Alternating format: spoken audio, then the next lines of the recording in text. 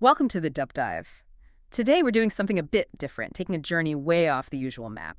We are diving into the Caribbean, specifically Haiti's southern coast. That's right. We're looking at Jacmel and Kabik. Exactly, Jacmel and Kabik. And we're chasing a pretty ambitious idea. Can you find world-class, really consistent surf in a place facing, well, huge historical and logistical hurdles? It really is a story of contrast, isn't it? It's not just about the surf. It's about looking at how history, recovery from disaster, and just pure grit combine, to make discovering remote sports spots even possible. And our guide for this whole exploration is this fantastic new book, surfEXPLORE, Discovering New Surfing Locations Worldwide. It's an incredible resource. The entire deep dive today is really based on the work documented in there. Yeah, it details the, frankly, painstaking efforts of John Seton Callahan and the surfEXPLORE group. They're literally mapping the planet's hidden surfing coastlines. The stories are just so vivid. They really are. Sometimes funny, always insightful about the places, the realities on the ground. Absolutely. And if you're listening and want to dive deeper into these stories yourself, Haiti, Africa, Asia, all over the book is out now. Right, it's published by Schiffer Publishing. You should be able to find it easily. Amazon, Barnes & Noble, W.H. Smith, Kinokuniya, lots of other booksellers too. Definitely worth checking out. But for now, let's get into Haiti, starting with Jacmel. Jacmel, okay. The book paints it as this really striking place. It's an old French colonial coffee port. You can get there by road from Port-au-Prince. And it has this look. People say it's like an ungentrified New Orleans. That's a great comparison. A real hub for art, for culture, but yeah, also constantly dealing with the aftermath of disaster, always in recovery mode. And what's interesting is who visits. The book points out that Jacmel historically was one of the few spots in Haiti attracting, actual foreign tourists. Meaning paying guests, Yeah. people there just for the travel experience. Exactly. Not primarily, say, missionaries or NGO workers or UN folks or even Haitians returning from abroad, though they're there too, but actual holiday-style tourists. And you can see the appeal. There's been foreign investment, restoring those beautiful old coffee warehouses, turning them into boutique hotels, restaurants. Right. And they have that huge annual Catholic carnival. The masks, the costume are apparently world famous. It sounds incredibly vibrant. It does, but that vibrancy exists against this really tough backdrop. You can't talk about Jacmel without mentioning January 12th, 2010. The earthquake, a massive 7.0 magnitude quake. And the epicenter was just north of Jacmel. The damage described in the book is extensive. Old colonial buildings, newer ones too. Yeah. Hundreds killed just in that area. Yeah, devastating. And when the surfEXPLORE team visited, even years later, the economic fallout was still incredibly raw. Yeah. They share this one anecdote. It's simple, but really tells a story about their hotel. The Jacmelian Hotel, which was itself damaged by the earthquake. Right, and they were the only guests there. Understandable, I suppose. And the manager comes to them almost apologetically and asks if they could possibly pay for their stay in advance. Wow. Pay up front. Yeah. It just sort of crystallizes the economic reality, doesn't it? The fragility of everything. That anecdote, it Yeah. really hits home. Did the book elaborate on that? Like, why the need for cash right then? Does it suggest the whole local economy, credit lines, supply chains were just broken? It does imply that. Needing cash immediately for food instead of, say, running a tab or having suppliers extend credit. It means cash is absolute king. If there's no safety net, no functioning supply chain behind you, Yeah. with no guests, there's zero income. Literally nothing. So the manager needed that money just to go out and buy food for the team, for the staff. It's a stark reminder that tourism isn't just about nice buildings. No, it's about working capital, stable finances, the whole ecosystem. Powerful stuff. So leaving Jacmel, this place of, culture but also fragility, the team heads east along the coast to Kabik. Right, Kabik. That's sort of the base camp for surfing in this part of Haiti. And this is where the waves get consistent. Definitely. It's described as this lovely seaside area. Coral reefs, beaches, lots of coconut palms, and crucially, good surfing potential. Right there on the Caribbean Sea. Hotels, guest houses, even some surf camps and holiday homes are mentioned. Owned by French, Canadians, Americans, the book says. Yeah, a bit of an international foothold there. And the wave setup is interesting. It's not about big storms rolling in, is it? Not primarily, no. The swell is mostly generated by the easterly trade winds, just the constant Caribbean winds. And the team was there in June, which the book says is peak season for those winds. Right, so the result is, well, dozens of reef waves, apparently pretty easy to access from the road. And the key word they use is extremely consistent. Extremely consistent, never huge waves, but almost never flat either. Exactly. If you just want to get in the water and surf, guaranteed, Kabik seems like the spot. They spent a lot of time at one particular break called Pistons, a beach break near the mouth of the Riviere Gauche. Pistons, yeah. Named after an old shipwreck engine you can actually see offshore. Kind of a cool landmark for a surf spot. Very cool. But this is also where that natural beauty runs right into a pretty harsh reality. The environmental side. Walking to Pistons, the team describes this. Yeah. Well, this environmental shock. Yeah, the trash, the plastic. The book talks about the beach being absolutely covered in thousands and thousands of discarded plastic bottles, drink containers. It sounds overwhelming, and it leads to this really sobering observation they make.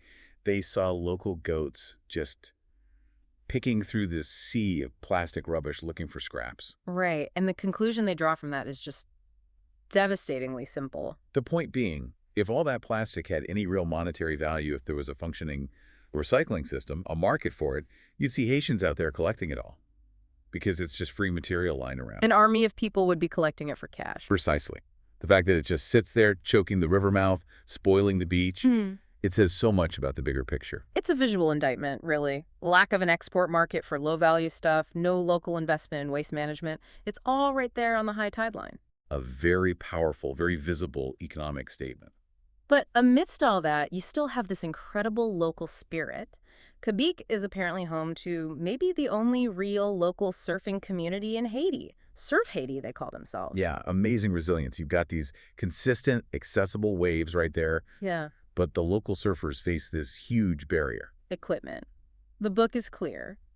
There are basically no surfboards for sale anywhere in Haiti, and even if there were, locals couldn't afford them. So the entire local scene, it seems, is sustained by, well, by visitors. Right. They depend completely on visiting surfers, like the surfEXPLORE guys, to pass on old boards, maybe sell them cheap.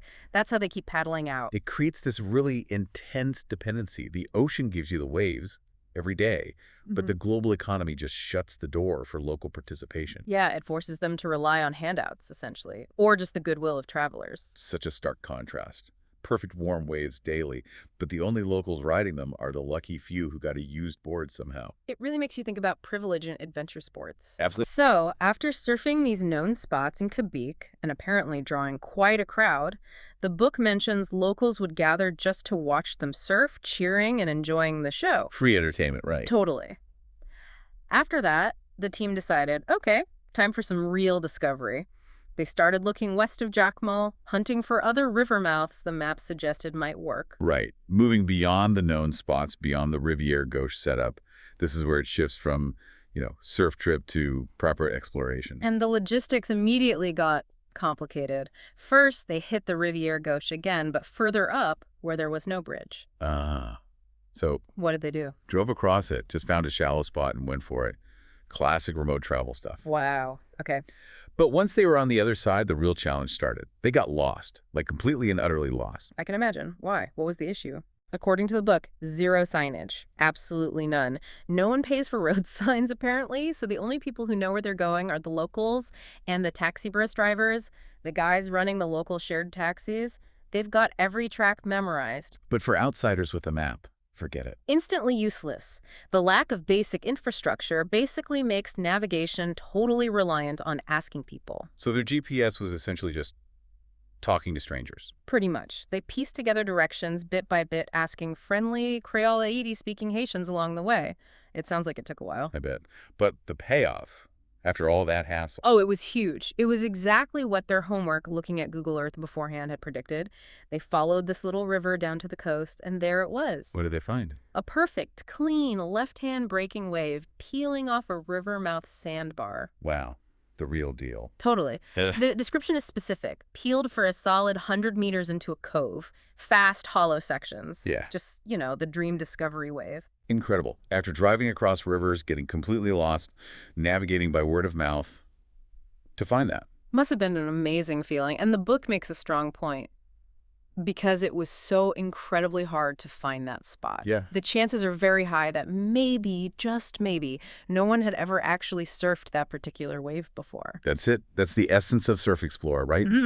John Seton Callahan and the group finding that potentially untouched wave. It's the core mission in the book. True discovery, a moment of pure natural perfection, kind of separate from all the economic and environmental issues they saw elsewhere. So wrapping this up, if you're listening, thinking about Haiti, what's the takeaway from this deep dive? Well, the Jacmel and Kabik area sounds like this really unique mix. You've got those consistent warm waves rolling in every day over reefs. You've got the deep history, the French colonial past, mixed with this vibrant modern art and music scene. And it feels incredibly remote, incredibly adventurous, but geographically, it's surprisingly close. Like a 2-hour flight from Miami, roughly. Yeah, it's an adventure, but one that definitely forces you to engage with the realities on the ground, not just the picture-perfect waves. It's a complex picture, for sure. And it's captured so well in the book, surfEXPLORE. Discovering new surfing locations worldwide. It really is more than just surfing locations. It's about how you explore the world. Agreed. Which brings us to, I guess, our final thought for you, the listener, something to chew on. In a world where it feels like every single beach has been tagged on Instagram, Yeah. what's the right balance? How do we weigh the thrill of seeking out these undiscovered spots against making sure our search actually helps, or at least doesn't harm, the very fragile local places we visit? Like that story about the hotel manager needing cash for food. Exactly. When your tourist dollars, or lack thereof, have that immediate direct impact, it makes the ethics of just showing up, catching a wave, and leaving feel much more complicated, doesn't it? It's something to think about long after the thrill of discovery wears off.